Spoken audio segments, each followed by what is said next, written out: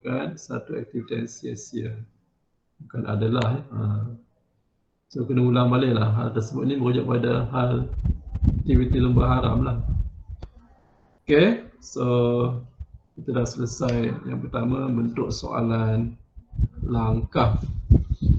Okay, kita pergi kepada soalan punca ataupun sebab-sebab. Okay, silakan. Siapa nak baca? Nur Syahilawati, boleh baca?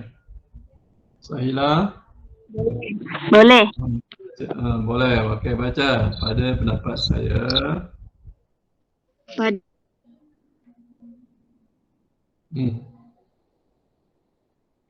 Pada pendapat saya,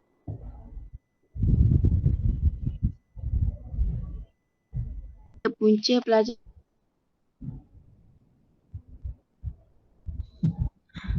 gagal dalam peperiksaan ialah kerana tiada jadual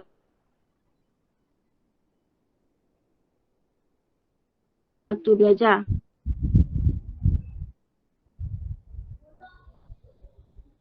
Terdapat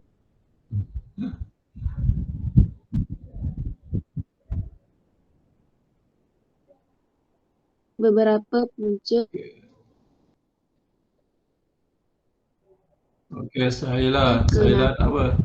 Ada masalah lain dia tak sampai. Antaranya Okey, Syahila tak tahu apa. cara menyusun jadual kehidupan. Right. Okey, teruskan. Oleh itu guru-guru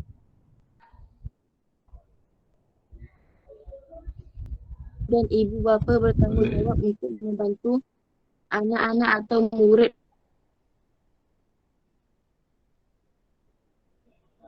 untuk menyusun jadual kehidupan seharian bagi memudahkan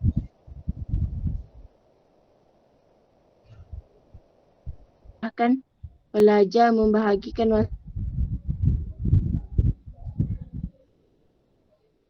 Syahila. Selain itu, pelajar juga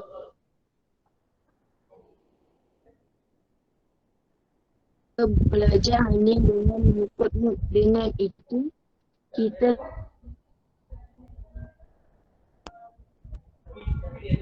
sewajarnya perlu mengingati mereka atau mengajar mereka subjek pelajaran supaya mereka lebih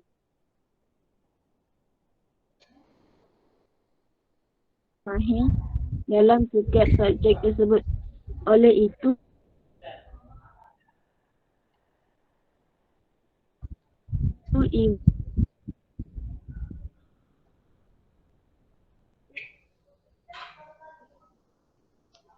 masa. Okey, Syahila tak dawai dah. Oleh itu Dalam setiap. Okey, boleh Syahila. Murid-murid digalakkan menyusun jadual kehidupan seharian bagi mengelakkan kecuaian berlaku. Begitu juga ibu bapa dan guru-guru perlu memantau anak-anak dan murid-murid.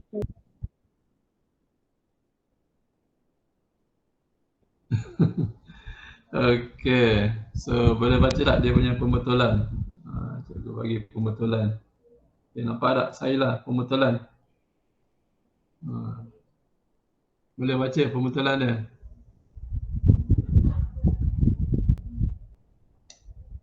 Oh, dia tak line tak elok Okey, Nurul Nazura boleh bacakan tak pembetulan dia? Okey, pada pendapat saya, antara punca pelajar gagal dalam peperiksaan adalah disebabkan oleh kegagalan mereka merangka jadual waktu belajar yang sistematik. Hal ini menyebabkan pelajar tidak mengetahui cara yang berkesan untuk menyusun jadual aktiviti-aktiviti kehidupan mereka. Sebagai contoh, terdapat segelintir pelajar yang hanya belajar mengikut mood atau emosi tanpa panduan jadual waktu belajar yang sewajarnya. Natijahnya, mereka akan gagal dalam peperiksaan. Peribahasa Melayu ada menyatakan sudah terhantuk baru tergadah, yang membawa maksud sesudah mendapat kesusahan baru hendak beringat-ingat. Sebagai seorang pelajar, kita hendaklah sentiasa beringat-ingat akan kepentingan memanfaatkan masa agar tidak menyesal pada kemudian hari. Tegasnya di sini, kegagalan pelajar menyediakan jadual waktu belajar boleh menjejaskan pencapaian akademik mereka. Okey, terima kasih. Jadi tengok di sini apa yang cikgu kongsi terdahulu, iaitu kat sini punca pelajar gagal disebabkan kegagalan mereka merangka jadual waktu belajar yang sistematik. So ideanya adalah benda yang bersifat negatif kan, betul tak? Kemudian ada kita huraikan lagi. So pelajar tidak mengetahui cara berkesan untuk menyusun jadual aktiviti kehidupan mereka. Kan ni dia punya negatif kan. Kemudian ada contoh pelajar belajar ikut mood atau emosi, dan ada dia punya natijah. Natijah ni adalah kesan sebagai kesannya boleh, natijah pun boleh, pelajar akan gagal. Ini negatif. Dan peribahasa pun bersifat negatif. Sudah terlantuk baru bergadar, bermaksud sesudah mendapat kesusahan baru nak beringat-ingat. Okay? Dan sebagai seorang pelajar, kita sentiasa beringat-ingat akan kepentingan manfaat masa agar tidak mesti boleh menari di huraian lah. So penegasan pun kegagalan pelajar menyediakan jadual waktu belajar menjejaskan akademik mereka.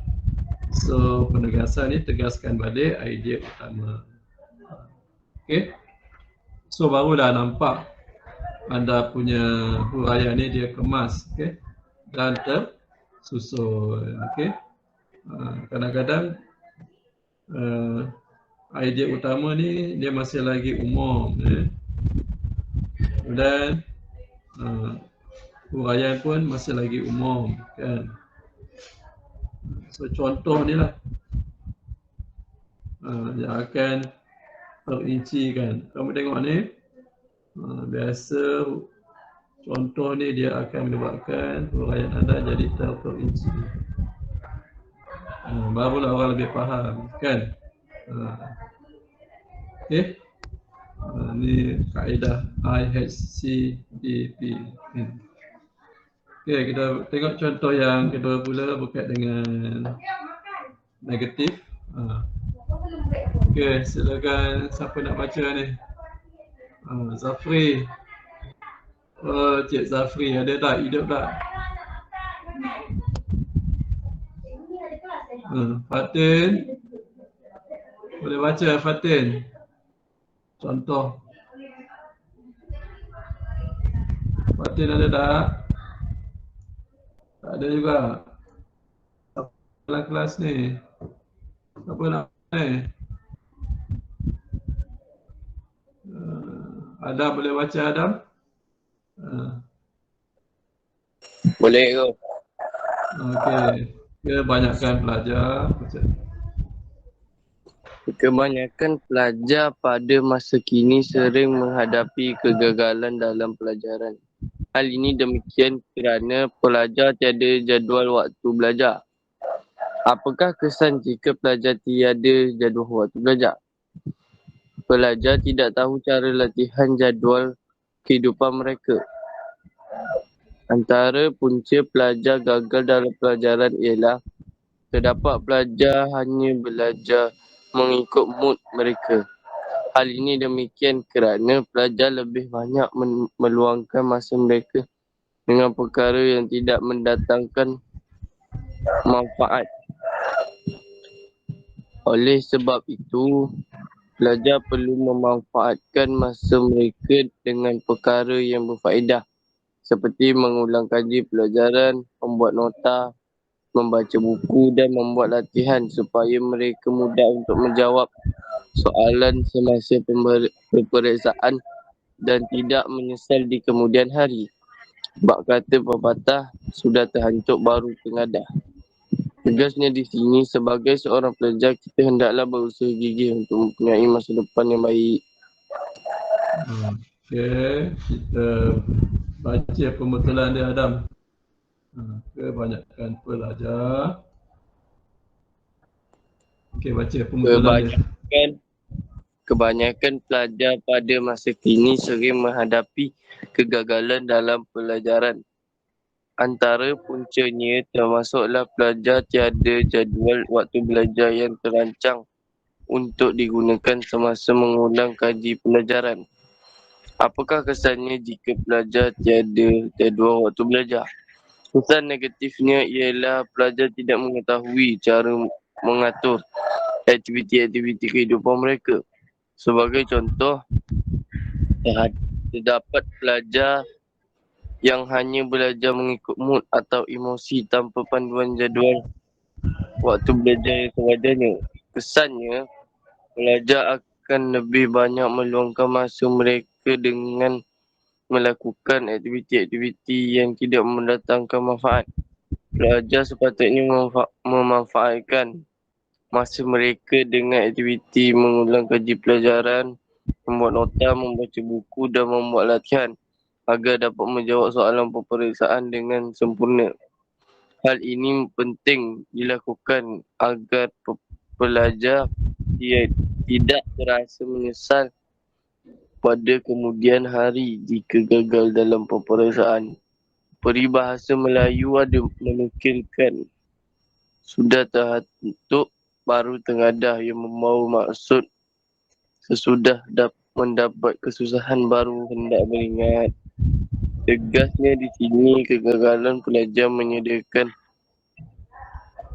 jadual waktu belajar yang sempurna boleh menjejaskan pencapaian akademik mereka. Okey Adam, macam mana? Dah baca tu? Okey ke tak okey? Tak okey. Boleh baiki tak anda punya penulisan? Banyak kan? Boleh dibaiki kan Adam kan? Okey, tak apa, kita belajar. Jadi cikgu dah tunjukkan kepada anda ni yang warna-warna merah ni semua benda penting lah. So, yang warna merah pertama ni idea utama dia. Kemudian ini adalah contoh. Dan contoh tu ada kesan. So, dekat sini kamu tengok dia punya ni panjang ni, dia punya huraian ni. So, kadang-kadang huraian tu boleh berada setelah contoh ataupun sebelum contoh. Dia fleksibel. Okey? Dia boleh penting anda kena tahu bahawa ketiga komponen ni, huraian contoh ni, dia orang kata ayat dia lebih banyak lah. Contoh dengan huraian ni. Kan? Kemudian peribahasa satu ayat pun dah memadai, beri maksud. Dan ada tegas. Tegas ni, tegas balik ialah idea utama. Okey? Kamu nampak sini kan, kalau dia negatif, semua negatif. Semua negatif daripada atas sampai ke bawah. Okey? Baik, kita tengok pula calon. Okey, kita pindah kepada soalan. Bulan kemerdekaan ni faedah cerita tentang faedah. Tadi cerita tentang langkah kan. Okey, silakan siapa nak baca.